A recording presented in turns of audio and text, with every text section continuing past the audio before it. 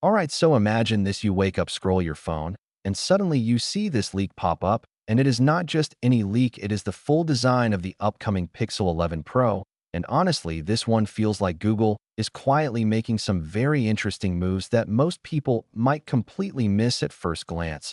But if you actually pay attention, there are some big decisions happening here that could change how this phone competes in 2026, and yeah, we are going to break it all down in a very real way, like what actually matters, what feels like a downgrade, and what might secretly be a huge upgrade. So if you are into smartphones and you care about real user experience, you are going to want to stick through this one.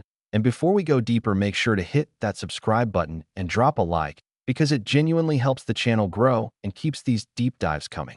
Now, starting with the design, because that is the first thing you notice, and honestly, at first glance, it looks familiar, but then you realize Google has changed something pretty noticeable. The camera island is still there, still that signature Pixel style, but now it is fully covered in dark glass, and that actually gives it a much cleaner and more premium look compared to the previous generation where you had that two-tone finish, and some people love that old look, but this new one feels more refined, more modern, and honestly more in line with what you would expect from a flagship in this price range.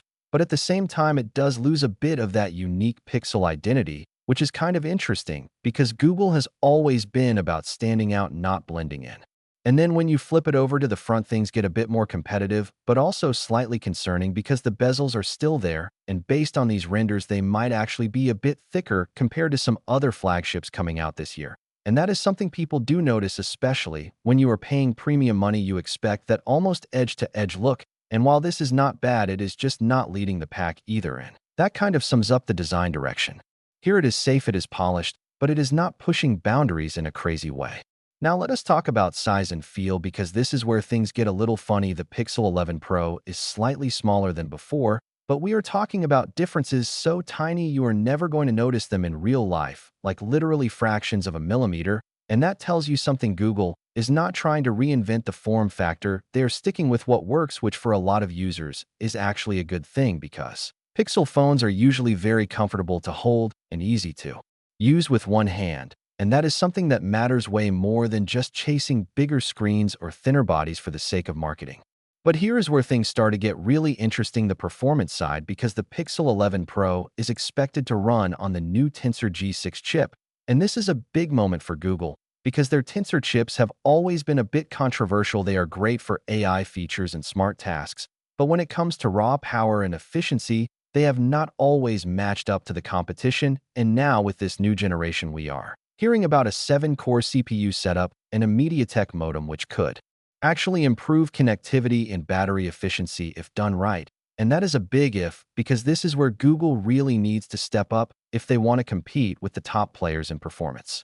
And speaking of performance, this also ties directly into daily usage, because most people are not benchmarking their phones all day, they just want something that feels fast, smooth, and reliable. And if Google can finally nail that balance between AI intelligence and consistent performance, this could easily be one of the smartest smartphones you can buy, not just in terms of features, but in how it adapts to you over time. Now let us not forget the display, because even though it is staying at around 6.3 inches, which is actually a really nice sweet spot, it means Google is focusing more on usability rather than just going bigger and bigger, and that is something I personally like, because not everyone wants a massive phone. And if they keep improving brightness, color accuracy, and smoothness, this could still be one of the best displays in its class, even without changing the size.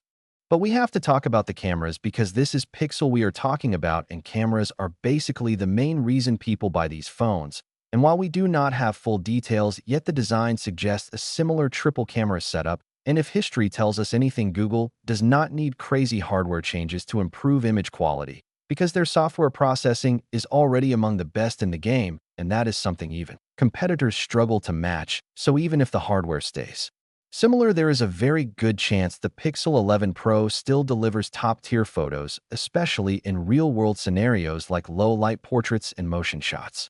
Now, right in the middle of all this, I want to know what you think. Are you liking this new design direction, or do you miss the old Pixel look? Drop your thoughts in the comments.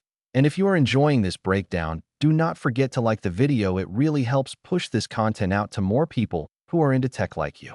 Coming back to the overall picture, what we are seeing here is a phone that is evolving but not radically changing. And that can be both a strength and a weakness because on one hand it means Google is refining what already works, but on the other hand it also means they are not taking huge risks. And in a market where competition is getting more aggressive every year, sometimes playing it safe is not enough to stand out.